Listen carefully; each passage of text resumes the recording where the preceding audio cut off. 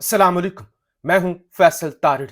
निगरान वजीर आला केपी के आजम खान साहब का इंतकाल हो चुका है। 21 जनवरी 2023 को उन्होंने ओहदा संभाला। वो एक तगड़े ब्यूरोक्रेट थे। उनके बारे में तासुर यही था कि वो आइन का साथ देंगे, गैर आइनी काम कभी नहीं करेंगे। जब 90 दिन पूरे हो जाएंगे वो कम अज कम साइड पर हट जाएंगे और वो कहेंगे कि आपने जो करना है आप करें, मैं इस गैर आइनी खेल का हिस्सा नहीं बनूंगा। ये पाकिस्तान के तमाम दानिश्वर उनको जो जानते थे यही कह रहे थे कि वो 90 दिन से आगे नहीं जाएंगे। लेकिन बदकिस्मती से उन्होंने भी इस गैर आइनी काम का साथ दिया और अब वो कब्र में उतरने जा रहे हैं। यानी आखिरी दम तक मरते हुए जो मर चुका हो इंसान, उसके ऊपर ना तनकीद करनी चाहिए, ना बुरी कोई इस तरह के अल्फाज इस्तेमाल करने चाहिए। लेकिन आजम खान साहब कब्र में चले गए। कब्र में जाने तक वो एक गैर आइनी वजीर आला के ओहदे पर वो बैठे रहे और कल उनकी तबीयत नासाज हुई, हॉस्पिटल उनको लेकर जाया गया और आज खबर आई कि उनकी वफात हो चुकी है। अब हुआ क्या है, वफात हो गई निगरान वजीर आला केपीके की। 10 महीने से ज्यादा का अरसा उन्हें हो चुका था। 90 दिन के लिए वो इलेक्शन करवाने के लिए केपीके के अंदर आए थे। अब नया वजीर आला कैसे लाना है, क्योंकि वजीर आला मर चुका है। वजीर आला इस्तीफा दे देता तभी काबीना तहलील हो जाती। अब नया वजीर आला कैसे लाया जाएगा?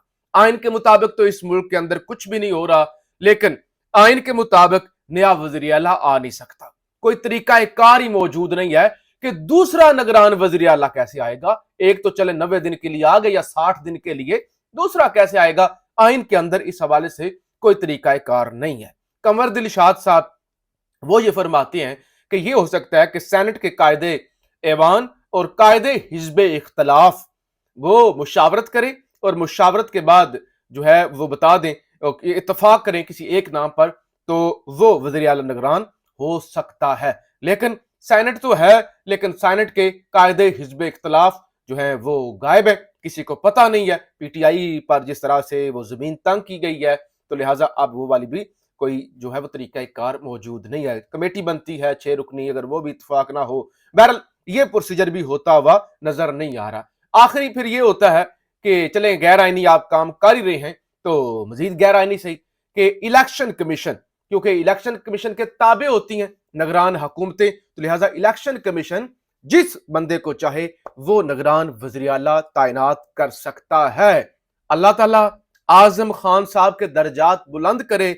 लेकिन आजम खान साहब जिस दिन 90 दिन से ज्यादा उनको हो गए थे, उस दिन से लेकर वो गैर आइनी वजीर आला थे। अब मौलाना की लग चुकी है मौजे, क्योंकि वजीर आला के मर जाने के बाद, इंतकाल के बाद जो तमाम सूबाई इख्तियारात हैं वजीर आला के, वो अब गवर्नर हाजी गुलाम अली के पास आ चुके हैं। हाजी गुलाम अली ने पहले भी केपीके के अंदर जो तबाही मचाई हुई थी, तो लिहाजा अब एक दफा फिर से उनको मौका मिल गया है कि वो जो चाहे करें, क्योंकि तमाम इख्तियारात अब उनके पास है जब तक के नया वज़ीर आला नहीं आ जाता। मोहसिन नकवी साहब वो भी नाजायज है, वो नाजायज तरीन है, तो लिहाजा उनको भी इससे सबक सीखना चाहिए। इख्तियार कुछ नहीं होता।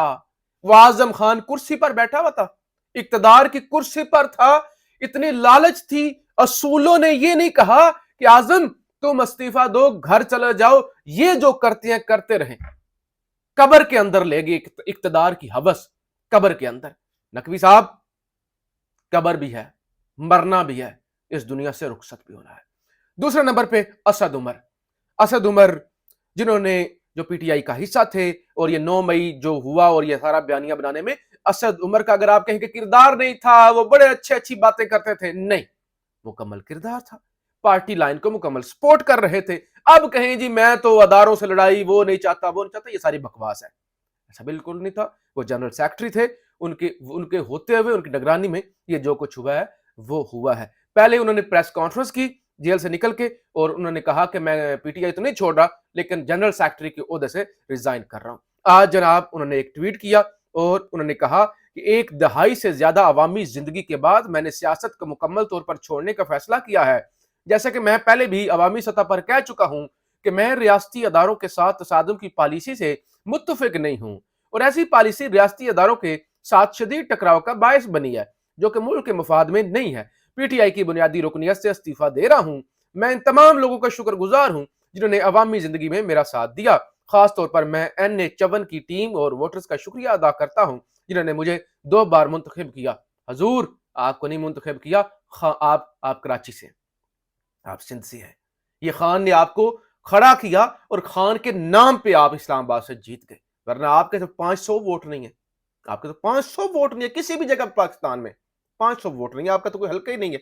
अच्छा, शुक्रिया अदा करता हूं जिन्होंने मुझे दो बार मुंतखब किया। जिस हल्के और मैंने इस हल्के की खिदमत करने के भरपूर कोशिश की। अल्लाह पाक पाकिस्तानी कौम पर अपनी रहमतें नाज़िल फरमाए। ऐसे रहमतें नाज़िल नहीं होती कि आप बुजदलों की तरह जो है वो आप निकल जाएं। और आप वो हैं जिन्होंने, जो देखे आपने एक पिछले कई सालों से सुना होगा, एक ग्रुप बंदी थी, जहांगीर तरीन भी थे खैर, लेकिन एक ग्रुप बंदी थी जो शाह महमूद कुरैशी के खिलाफ थे। और शाह महमूद कुरैशी पार्टी पे कब्जा करना चाहता है, शाह महमूद कुरैशी ऐसा है, वो अच्छा नहीं है, वो लालची है, वो इक्तदार में वो माइनस करना चाहता है फलां को, वो फलां को प्लस करना चाहता है। ये सारी बातें आपने सुनी ना कि शाह महमूद कुरैशी अच्छा नहीं है, वो बुरा है।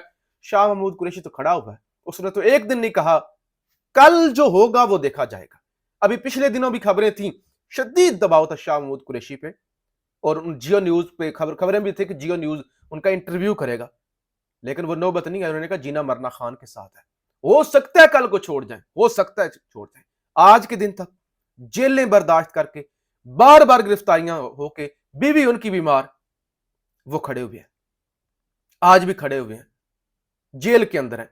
ये जो बंदा छोड़ के गया असद उमर, ये तो बाहर था, ये तो पहले दिन से ही प्रेस कॉन्फ्रेंस करके बाहर छोटे मोटे जो केसेस थे उनको भुगत रहे थे, बस अल्लाह खैर सल्ला, आज साइड पे हो गए।